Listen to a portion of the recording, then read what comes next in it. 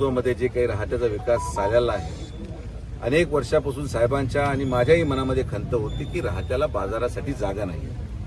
वीरभद्र महाराजाच्या प्रांगणामध्ये जो बाजार लागतो तो आज बाजार साकुरीचे रस्ते जाम करत आहे, तो बाजार आज नगर मनमाड जाम करत आहे, तो बाजार आज या छत्रपती शिवाजी महाराजांच्या नावाने असलेल्या कॉम्प्लेक्सचं पूर्ण एंट्रन्स बंद करत आहे.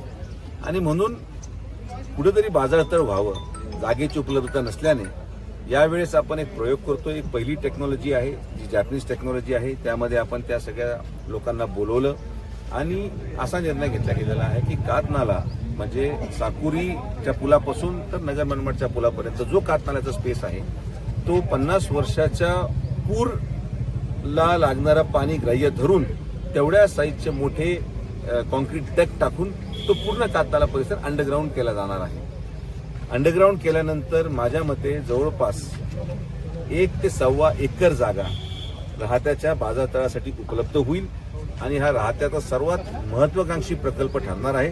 आणि एकदा हा प्रकल्प यशस्वी झाल्यानंतर याचा बोध घेऊन अनेक शहरांमध्ये महाराष्ट्रामध्ये जिथं जिथं नाले वाहत आहेत आणि जिथं शहरीकरण वाढलेलं आहे असा पर्याय आपण उपलब्ध करून देणार आहोत. मला असं वाटतं की आम्ही सगळेजण एकत्रित बसलो होतो, नगरसेवक नगराध्यक्षांबरोबर चर्चा झाली.